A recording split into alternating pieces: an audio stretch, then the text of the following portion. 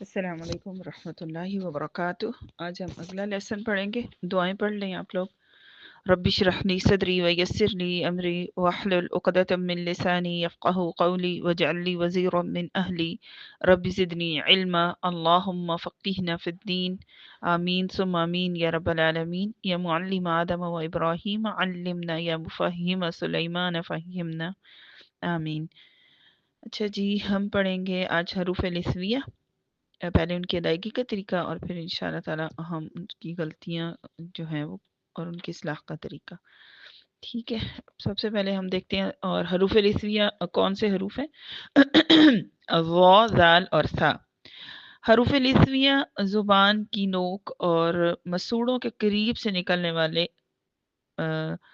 حروف ہیں، اور اسی وجہ سے چونکہ یہ مسوڑوں کے قریب سے ادا ہوتے ہیں، اسی وجہ سے ان کو لسویہ کہا جاتا ہے، کیونکہ ان حروف کی ادائیگی میں سانس چلتی ہے اور وہ مسوڑوں سے جا کے ٹکراتی ہے، اور قرب کی وجہ سے ان کو لسویہ کہا جاتا ہے۔ لسہ مسوڑوں کو کہتے ہیں عربی میں، تو ان کی قریب سے چونکہ یہ ادا ہوتے ہیں، اس لیے جو ہے ان کو حروف لسویہ کہا جاتا ہے۔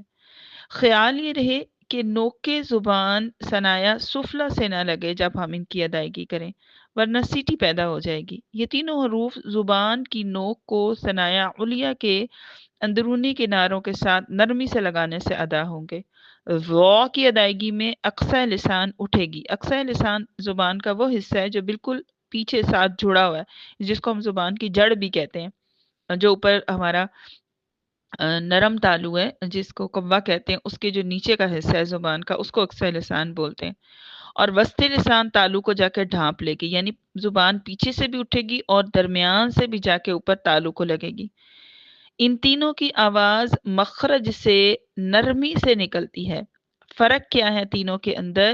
کہ ذال اور سا باریک ہیں اور وا موٹا اور بلند ہے، اس میں جہر بھی ہے اور استعلاء بھی ہے، ٹھیک ہے۔ اب جیسے اگر ہم پڑھیں اس کو تو وہ، وی، وو، آپ نے زبان کو مخرج پہ لگانا ہے۔ اب یہ نہیں ہے کہ ہم کہیں جی نرمی ہے، تو کچھ لوگ لگاتے ہی نہیں ہیں زبان کو مخرج پہ، پوری زبان لگانی ہے آپ نے مخرج پہ نرمی کے ساتھ۔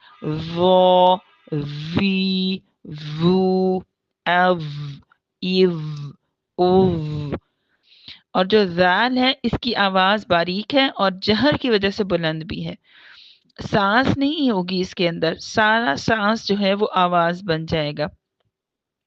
جو محموسہ حروف ہوتے ہیں نا، ان کا کچھ حصہ جو ان کی سانس کا کچھ حصہ آواز بنتا ہے، لیکن جو مجہورہ ہوتے ہیں ان کی سانس پوری کی پوری آواز بن جاتی ہے۔ اگر ہم اس کی مشق کریں تو جیسے ذ، وی، وو، اسی طرح ذ، وی، وو، از، ایز، اوز۔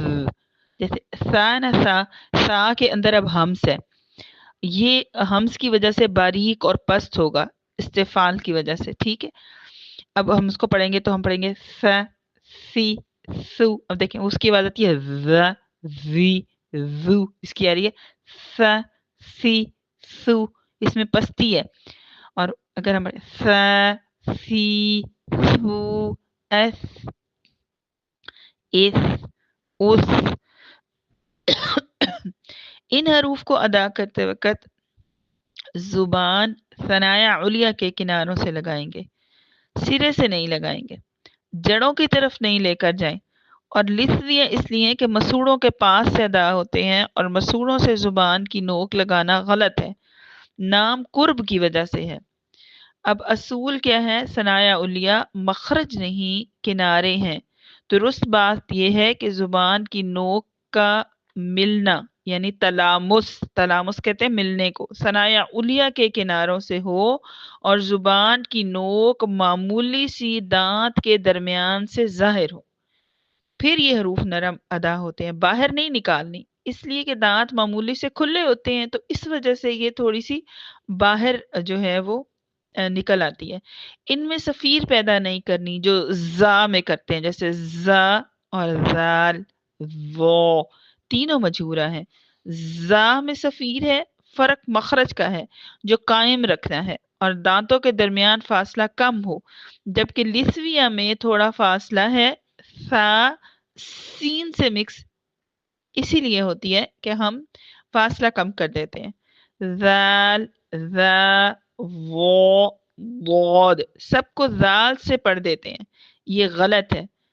ظاهرا أظلم أحظ موعظة یہ سارے ظا ہیں وعظهم مد الظل يظهرون حفظناها كالظلل ليظهره اور ضاد کیا ہے الضالین اب اس کو نہیں ضا پڑھنا الضا یہ غلط ہے جب ضا ساکن کے بعد تا ہو تو نہایت احتیاط سے ضا کو تا سے ظاہر کر کے پڑھیں ورنہ ضا تا میں مدغم ہو جائے گی جیسے او اذت فماذا بإذنی بالذكر أوذين يذكر كذابا أعيذها حظ مؤذن یہ اس کی ادائیگی کا طریقہ ہے ٹھیک ہے انشاءاللہ تعالیٰ جو نیکسٹ لیسن ہوگا اس کے اندر ہم اس میں کی جانے والی غلطیاں اور ان کی اصلاح کا مختصر طریقہ دیکھیں گے انشاءاللہ سبحانک اللہم و بحمدک نشہد ان لا الہ الا انت نستغفرک و نتوب الیک السلام علیکم ورحمۃ اللہ وبرکاتہ